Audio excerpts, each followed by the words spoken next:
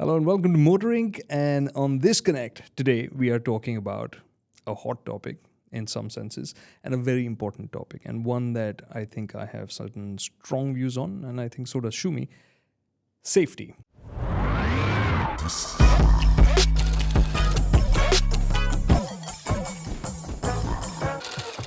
No, it's important because if you're not safe, you'll die. If you die, you can't ride or drive anymore. Okay, this is what I wanted to avoid, starting off the show on some really, really dark note. Instead, I just wanted to say that it's awesome that in India today we are getting more and more conscious about safety and demanding more from manufacturers, OEMs, and actually behaving a little bit better as well, maybe. But that might be because of certain other reasons. But the point being, we are looking towards a safer riding environment. That's great. But I think there's one piece missing in this still, a big piece, Cornering UBS. which we will talk about shortly. The car context, I think, is fairly well set out. We are expecting a lot more. But what I really want to start off with is from the other side, which the other side I also sit on as a motorcyclist. How do you see all this conversation that's going on in the world of cars and talking about safety and more and more electronics and aids and crash tests and stuff like that? I think it's cute. Yeah. No, I think it's really important. Also cute. Also cute. What the human race has demonstrated, I think, without any argument over the last 100 plus years, is that we are not learning as fast as we are developing technology. Right? We were crashing cars when they were brand new as an idea. We're still crashing them. We are crashing at higher speeds, more spectacularly. When YouTube was invented, I believe a large part of the footage that went online was people crashing cars. Like Aussie Man literally reviews Destination F, and the whole thing is just people crashing into things. I think that that audience has moved to Instagram now. Yeah, so my point is we are going to crash, right? Every motorcycle crash study that I've read and every car crash study that I've ignored both say the same thing, that human error is the largest factor in all of this. Thank you. Yes. What it leads me to believe is that autonomy is the end of driving.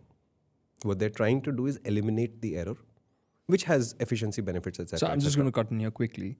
In the world of four-wheelers, right now we've gone from the early days of ABS, airbags, which have become mandatory, and now you're seeing the next generation of technology come in to save us from ourselves, which is ADAS, and level 2 is something that we're talking about more and more frequently in India. And eventually, when ADAS gets to the level where it's doing everything, it basically means what he's saying: we don't drive. And remember that this has larger implications than just the idea that we are not driving anymore. Okay? It means you will be actively eliminated from the system even if you're an enthusiastic driver, because you will no longer fit into that system. I think motorcycles as a way of getting around are seriously under threat from that perspective, because they remain more crash prone, and the entire idea of autonomy is, can we prevent crashes from happening? Then don't work together. Right. You remember that BMW Vision concept, which created a controversy because the rider didn't have a helmet. Right. And they said, why does the rider need a helmet? They're never going to crash. That's what the tech is about. Right. To me, autonomous driving aids lead you to a place where the human being is no longer involved. And in that environment, I see cars fitting in quite naturally. I can't imagine a two-wheeler fitting into that situation at all. As an optimist, I know he's been saying this, like we are looking at a future when motorcycles will be outlawed. You will not fit into the ecosystem which is deemed safe. And that sounds terrible. So I'm as an optimist, I've been going on trying to figure out ways that, no, it should fit in. We'll have autonomous two-wheelers. So therefore, you can be on a motorcycle which is riding itself. And when you want to ride, you can take control yourself. But somehow I've not been able to find that. It's there in Judge Dredd, where the fact that he drove his own motorcycle made him the exception to the rule. And I'm saying drove because that motorcycle resembled nothing that I know or recognize as a motorcycle. But to me, the pro of this is that if the hardcore motorcycle community, and a very small number of them, persist, we'll still have racetracks and we'll still have a very focused, more passionate than usual bunch of people who will seek out that pleasure uniquely and do it off-road. Off-road in the sense not in traffic. And I think that's an improvement for sure. Right. But overall, I honestly cannot imagine a scenario where autonomous driving as a rule will not end motorcycles. I honestly cannot imagine it. And just while we are carrying on with this conversation, we have spoken about ADAS, which is ADAS, an acronym for Advanced Driver Assistance System. So these are electronic aids that are coming into vehicles more and more. With cars, there are about we've seen level 1 and level 2 interventions in India as of now. Level 2 is what is getting popular and common. We've seen it in things like MG SUVs. We've now seen it in the Toyota. So these are features that are getting more and more common. And they're bound to get more and more common. And on one front, why the future that Shumi is talking about, why does this become almost like a given for me? Is like in all these big picture things, if you follow the money, you'll know it's going to happen. Yeah. Because from one standpoint, there's the health and welfare cost aspect of it. Because of accidents, there is a lot of impact to society. Right. And on the other side, you have the insurers. When you have ADAS-equipped vehicles, the insurance claims are far lower. And the only negative I can see is, and this is very serious, I know you're going to laugh, but it's dead serious. Charles Darwin's agenda to improve the human gene pool takes a back seat because... No, it does. Think about it. Right. Evolution. Evolution stops because the gene pool is not getting cleaned up. So maybe, you know, how industrialization created a pollution problem, blah, blah, blah. No, but I think the thing about safety that most people forget is that is still, I mean, quite a while away, right? We only have a few videos of people pursuing leisure activities while their Teslas are doing autonomous driving. It's horrifying and scary. But I think what we are forgetting is that even today, if we take a back step to what is considered normal today, a motorcycle with ABS and traction control, Right. it makes you safer, but it doesn't take away the idea that you need to be, as an individual, a thinking, careful, responsible rider who's thinking about how their skills apply to the situation at hand. Right?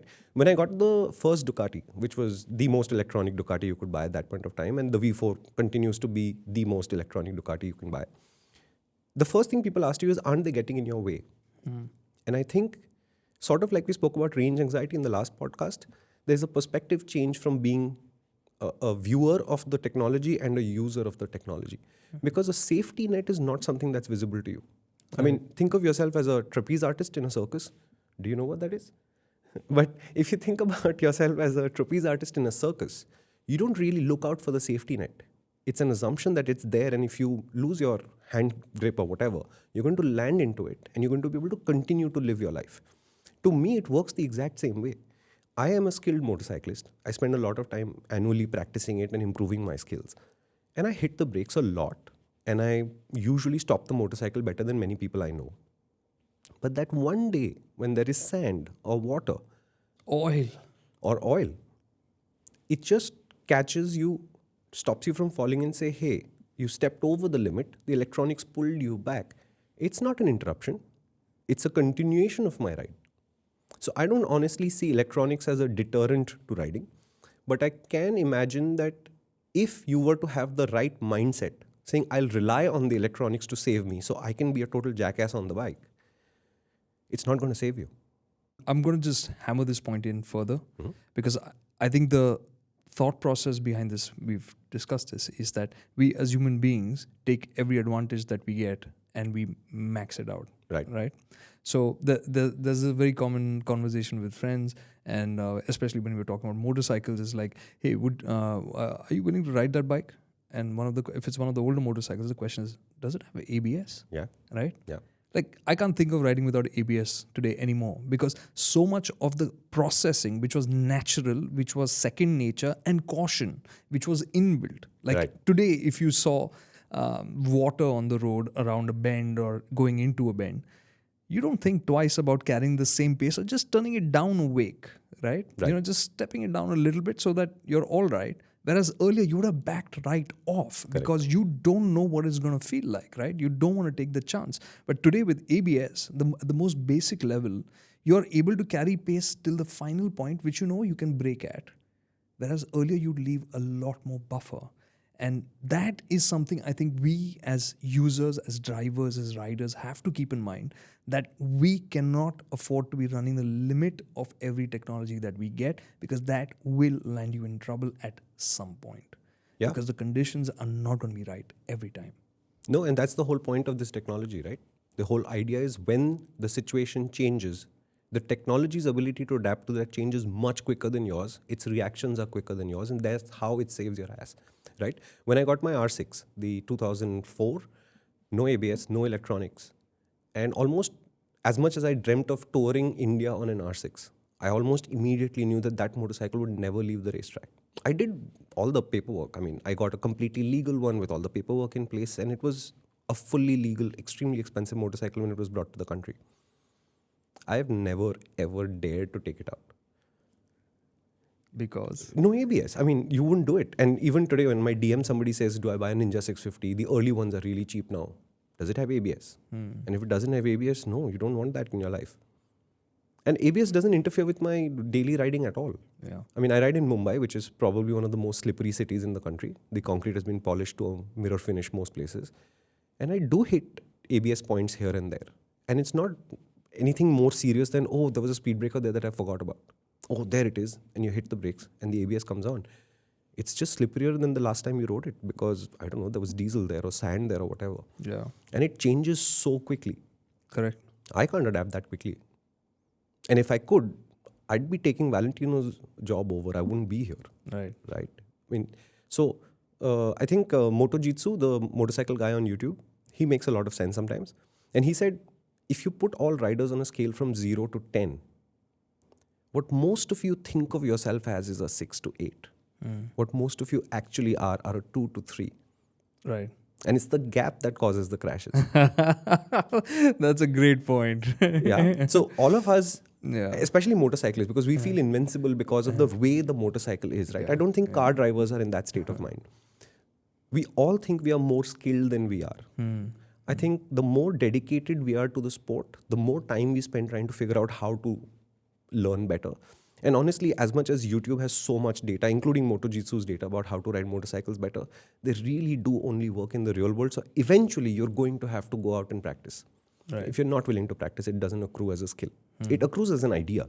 You know that doing this or not doing this is a good idea. How do you do it? You still have to do in the real world. But when you talk about motorcycles, you should also realize that your car is designed to protect you. And a motorcycle just cannot. That is, to me, the fundamental difference between 2 wheels and 4. Right. Right? You've got crumple zones. I am the crumple zone. Yeah. Right? You are inside the safety shell. I am outside your safety shell. Yeah. Right? A broken leg for me is not even paint gone off your bumper yet. Right? So the That's agenda. frightening just thinking about it. Yeah, I know you're a visual person, so I'll have throwing these images at you. So far, no blood has been drawn in this conversation. Oh, wait, here we go. For the sake of being polite, I'll let him finish this sentence if it has no more of these conversations in it, and then I will carry on. What's the point of having a Okay, conversation then I like this will take without over. blood and gore? Then I will take over. He's talking about crash tests and crumple zones. And this is something that I really want to stress on, right? Those tests are happening at 50, 60 kilometers an hour, broadly in that range, depending on what test where and all that. And we've been seeing arguments about, oh, no, the test should be done at 64 and no, it should be done at this speed. The point is, people buying these cars are taking that as, I mean, that's rock solid and agreed that by whatever the standards are, we are moving forward. Yeah. But the point is, people buying into this are buying into the vision of thinking that, hey, I am completely safe in this car. But guys, keep in mind that those tests are happening at whatever, that's 60 kilometers an hour or so. You're driving at 80 kilometers an hour, 100 kilometers an hour out on the highway. And it's a remarkable change of speed. Yeah, exactly. It goes up exponentially, the energy that you're carrying when the speed goes up, right? So if you're doing those speeds, you are that much more at risk. So please, I mean, at any given point in time, these technologies and all the features that a car or a vehicle is bringing you is not making you infallible. It's trying to keep you safer. You are never infallible. In fact, yeah, the only way that this is a positive perspective, perhaps, is to think about the world as what, 7.5 billion people? You're not going to be missed much. Okay, this is, I warned you right at the start that this might have some troubling bits in between. Hey, I'm trying to cut them down where possible, but in the meantime, we'll just have to look at the realistic side of things. it is realistic. Extremely realistic. I can't dispute that. No, but I studied town planning. And one of the key differences between a developing nation and a developed nation was how much you valued human life as a society, right? So a developed nation would take the death of a single person as a very serious event. Right. And it would get newspaper coverage and people would re-examine policies and all of that drama is a normal event for a developed nation saying, how did we lose that guy?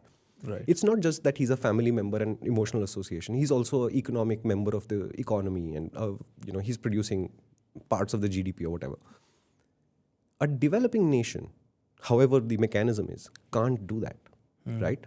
How many times have you opened a newspaper and seen this guy died under a bus here, there, and so many traffic accidents? And we know the statistics. We are the most crash-prone country on earth. How much does it bother you? You're a thinking person. I know it bothers you. You're also a visual person. So I know you'd probably 100% avoid reading these articles. But if we kill 100,000+ people on our roads every year, We do. right?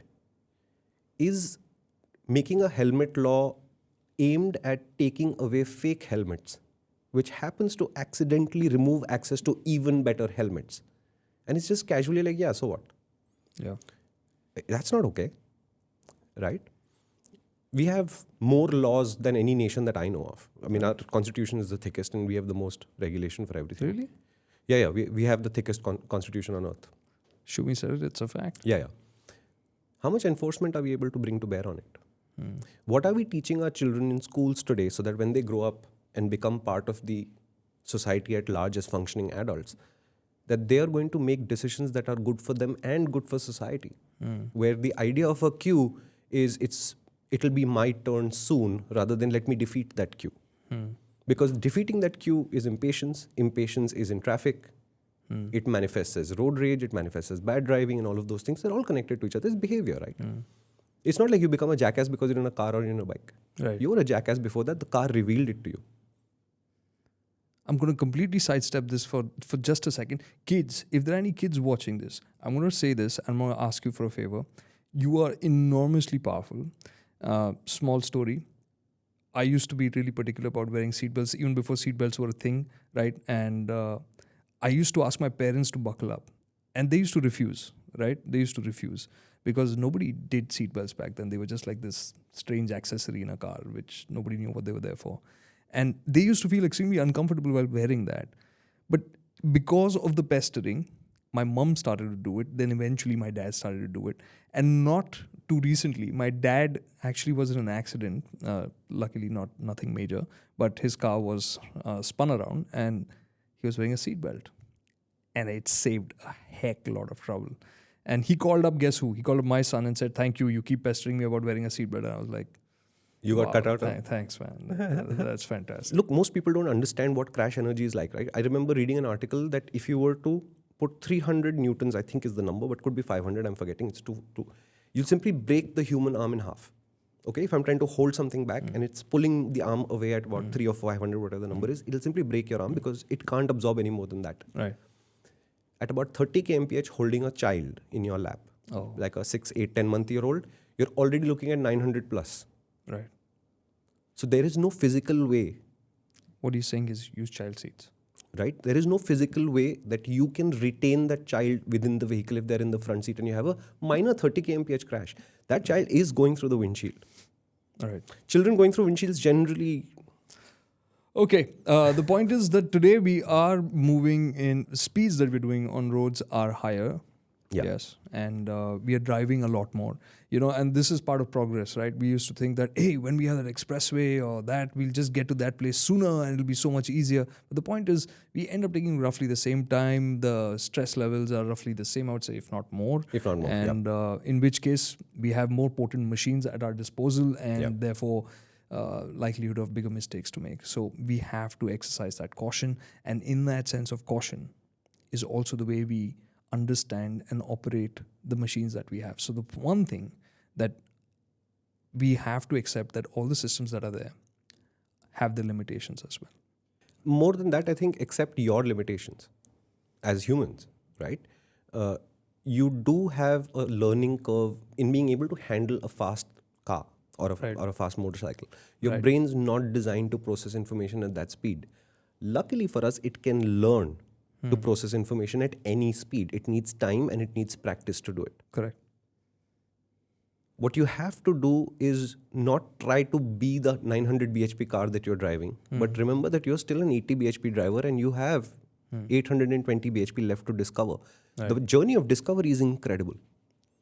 Okay, it's a pleasure that, I mean, I would pay to do again and again and again, because every time I go to the racetrack and discover some small fraction of skill that I didn't have the last time around, it's such a joyous experience because you were able to go faster while feeling confident and safe and all of those things. Exactly, yeah. On the road, being able to access that much brain space because all the distractions is hard. Right. But people have done it for years. If you were to take the entire pool of the last 100 years of human population and say who went to the racetrack to learn how to drive, that number won't even hit 1%. But there are some fantastic drivers out there who one way or another figured out how to do this right. Correct. If they can do it, you can do it. And the point is, no matter how much tech goes into the car to protect you from yourself, you can learn to do better than this. You can learn to be more patient. Yes. You can drive and ride with more skill. You can do it with more responsibility. Whether you choose the defensive driving path or you drive better, you keep more space around you, whatever your method is. They all work in some way or the other. If you can put all of it together, you become incredible. And it's not about J-turns and being able to skid the car or drift the car and all of these things. Yeah. Car control. It's not about that. Yeah. Yeah. It's about, I mean, I've driven with you and you don't seem to overtake anybody on the expressway, but we seem to get there ahead of everybody else. Because there's no sense of urgency in the car. It's just being driven well and calmly through space where you figure out what is the least energy consumption for the maximum result. But we've also seen those drivers, right? Who on the straights go past you and then the corner, they're braking like, and you're like, it's not even a corner for us. I had great companions on the trip. So it can be done. And I'm saying if we can do it, then you can certainly do it. All this tech is not going to save you. Your skill is. Right. And you have what, 30 years left before the skill is no longer required? 30? That's a good window. I like it. For us, this is the one optimistic thing you've said today. hey, listen, I'm pushing 50. You're past 40. Next 30 years, if we can drive, we are good. After that, I don't think our reflexes will work and we'll need those things. Hey, the way medical science is going, who knows? Artificial eyes, cyborgs. You'll be enhanced. That will be a great podcast to do. Advice for cyborgs. How to operate in a cyborg society. But I'm saying, for the time that you have left where you are allowed to drive, if you take responsibility and do better, what do you lose? I don't see anything. Yeah, exactly. I mean, I absolutely cannot. Yeah, it's true. You can't. Because I think looking at the way our roads are today, I mean, the idea of rushing around, right? It's foolish. It just doesn't make sense. It's not possible to beat traffic. I mean, at the most, you'll gain 5 or 10 minutes and it's just not worth everything. And think about it. The world's fastest known driver is Vin Diesel. Oh, yeah. And Vin Diesel's quote is what? I've got nothing but time. Which movie is that from? Fast and Furious 37. 6 and 2/4. Who knows? Did he actually say that? Yeah, I think he did, yeah. I think he did. I Okay. think he did. We've gone to I think, so this is not maybe a hard fact for now, but we'll give it for the time being. But you do realize that the world's fastest driver's surname is Diesel, right? Yeah, that's true. But that's a different conversation. Hey, not fair. You keep cutting me off and saying, I'll sidestep this, I'll sidestep that. Yeah. Okay, tell me one thing. When you're testing a motorcycle, build quality, sturdiness, how are you evaluating that? I mean, is there any particular way that you look at it? No, honestly, I just take a shortcut through it saying, how would you know? You're going to keyboard race this motorcycle. Oh. So whatever I say goes. No. Okay, you can tell, right? For example, if you take the RS200 from Bajaj, it rattled, I think we rode 1,000 kilometers and by the end it felt 8 years old, at least from the plastics perspective. And it was not hard to explain because they're using ABS plastic, I think, and there's lots of interfaces because there's lots of small pieces of plastic, and they're all touching each other. So every time it goes over a bump, they bounce against each other and creates a rattly sound. But if you look at the NS200, it's not that bad. It doesn't deteriorate that quickly. So we were able to separate the idea saying since they're the same platform, similar motorcycle, it's the plastics that are causing the RS200 to feel like it's aging faster. So build quality is a little bit poorer. Did you feel one to be safer than the other because of that? It can be an annoyance. And annoyances can cause safety issues. Okay? You remember Keith Code used to have that $10 principle where he used to say that in every moment of time, you have $10 of attention that you can spend on whatever you need to. Okay. Right? At a racetrack, you'd spend $10 of your attention trying to go faster as confidently as possible. On a road, $10 cannot be spent this way because then you'll have a crash. Because on a road, there are variables that are all over the place. Right. The more variables I can eliminate, Right. the safer I become. Right. So if a rattly bike is causing it to be an annoyance for me, I would like that solved. Right. It's the reason why I have a very specific preference for riding socks. I mean, you'd think socks would not make a difference. But I'm saying it does add up to a small difference. And you remember the book Atomic Habits that you gave me? Right? It says if you make 1% difference in many parts of your life, then it adds up to a substantial difference. Right. I'm saying the same thing. I didn't think riding socks should make a difference. And you could use football socks and get 90% of the same result. But today, whenever I wear motorcycle boots, I'm reaching for motorcycle socks specifically. Because it adds a 0.5% difference, which adds up to an attention that I don't have to pay to it anymore. Of course. Yeah. It makes me safer because that 0.5% I can use for something more productive, like riding better. Right? When I was younger and a little bit more aggressive and a little less skilled, I would want to ride faster. Now I'm able to ride that fast without really thinking about going faster. I'm just going faster because my natural skill level has come up. I'm paying attention to more things now. I'm doing more with that $10 that I have in that moment, as it were. Right. Right. So to me, if you take it seriously, and you should, right? If you're listening to this, you're an enthusiast. You're clearly interested in the sport of automobiles as a lifestyle. Of movement. Of movement, right? If you want to move better, nobody's going to show you how. We'll try and help, but ultimately you have to take that step. And I'm saying every smallest step helps. Right. Okay. Second question. When you are looking at a new motorcycle and there's talk of lightweighting of it becoming lighter, that's a positive, right? Yeah. No negative. Unequivocally. The idea is that, if it's heavier, then it'll be more stable.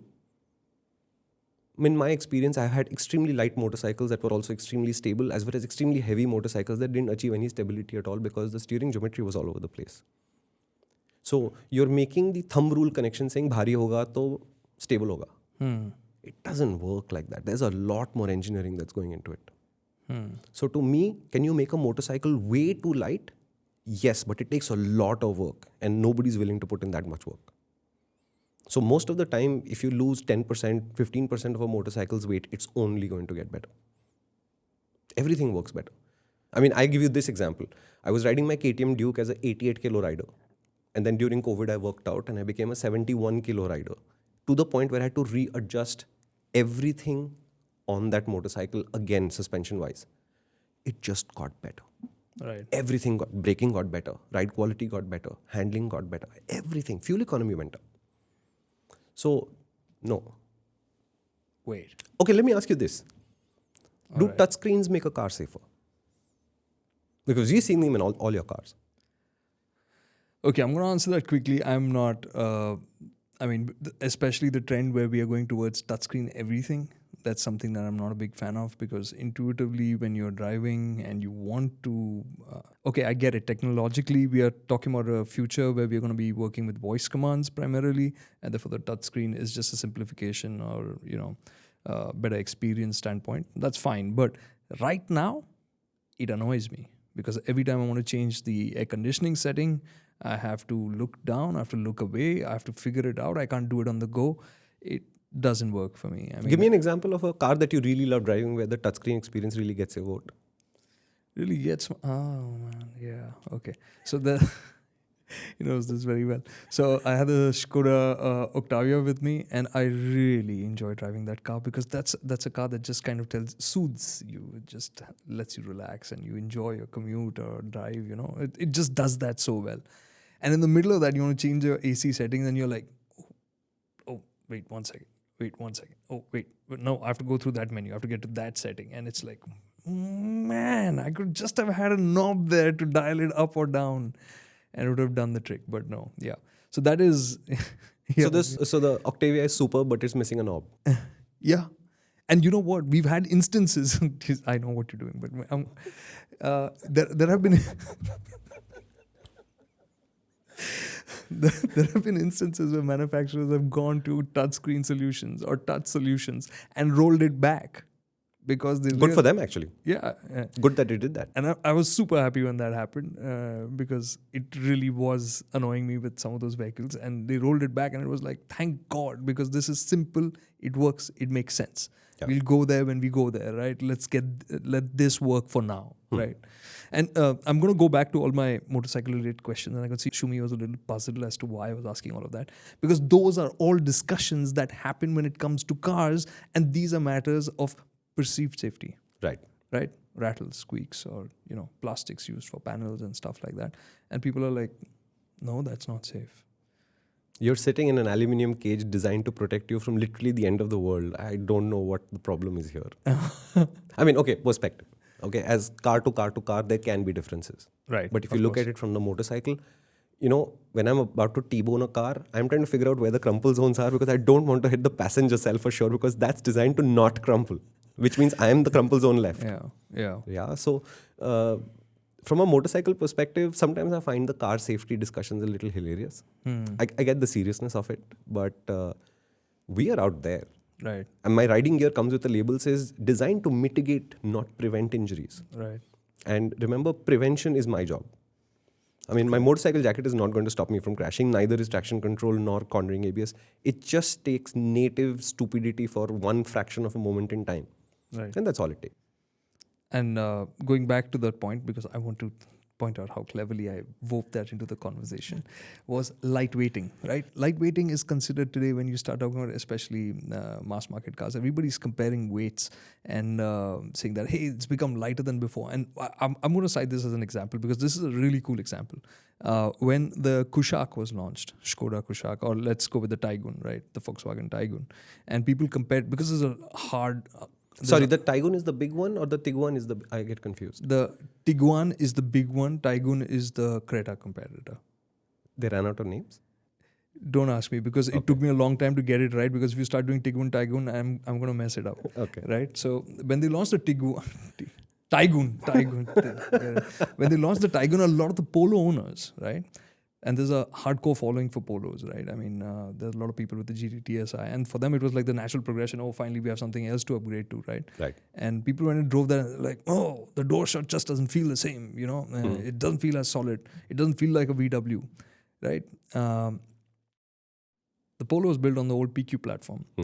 And Volkswagen has moved en masse to the MQB platform. And that has been a common refrain for all the MQB vehicles ever since they came about, right? Because there was lightweighting involved. But what happened recently with the Taigun and the Kushaq, for that matter? 5-star cars.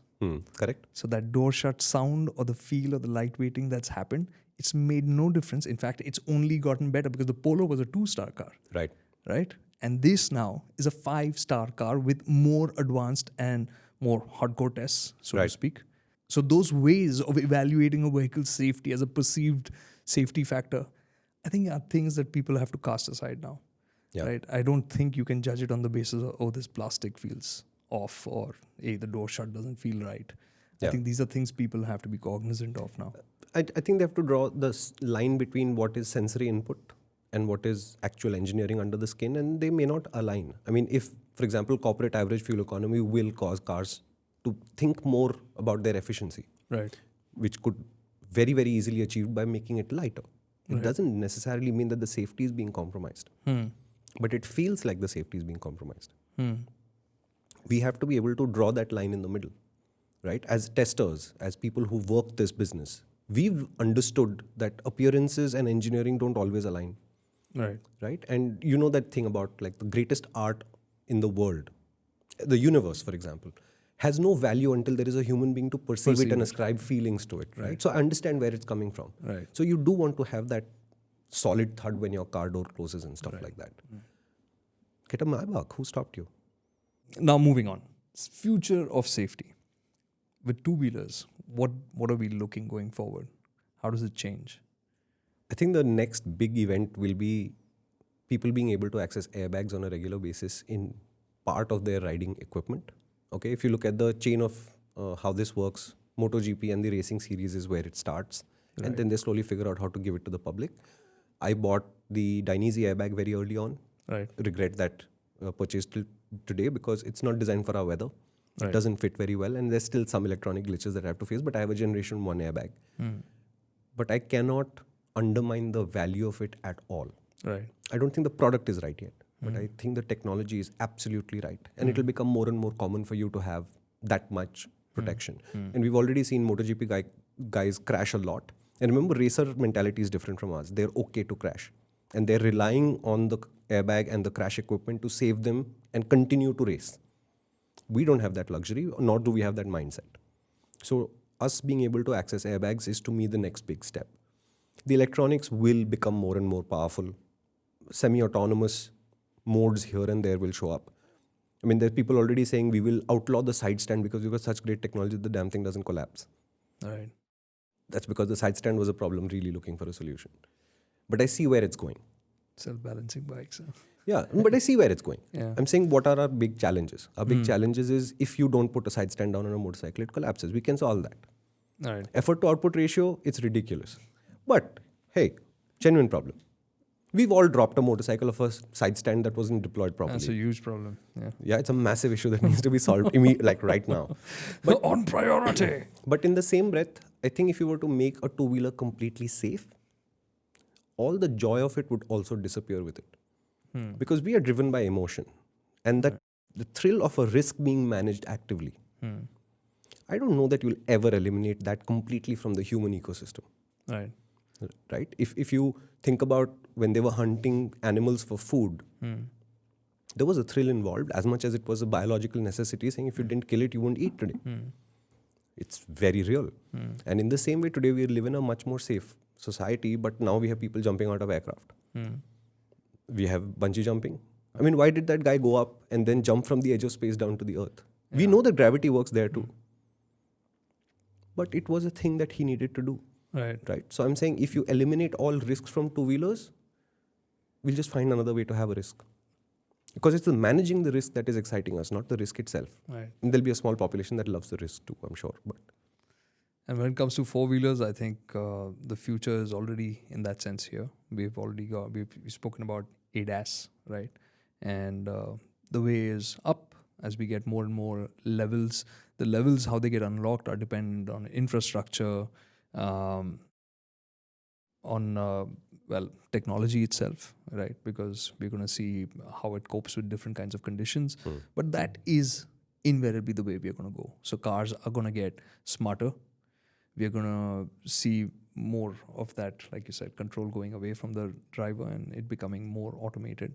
So I guess safety in that sense. So you're also saying that as safety becomes more and more important, reviewing cars will become more about, hey, the seat is quite comfortable because it's doing all the rest of the work. And you see the kind of screens they're putting in there, right? So car reviewing is a sunset business. So it's basically going to be about, hey, this infotainment system. Don't avoid me. Then we'll get into the car business of making cars which are tech-free. Fully analog. Yeah, absolutely. Only for private use. But no problem. There'll be people for that for sure. Okay, I think we've said enough. What do you guys think? Safety is a topic that people approach from a variety of angles, right? And your perspective on safety at 16, 18, 24, 30, after you get married, after you have your baby, it all changes, right? So it would be nice to have a discussion with you. Right. Tell us how old you are, where you are in this cycle of life, and what your perspective on safety is and what you've done about it in terms of whatever you purchased last. Could be something as simple as I bought a more expensive helmet than I would have. Or I went Great decision. Yeah, or I went to a larger SUV because I thought that would be a safer thing to buy than a sedan or whatever it is, whatever your perspective is. Let's see what you guys are thinking and let's see where we meet in the middle.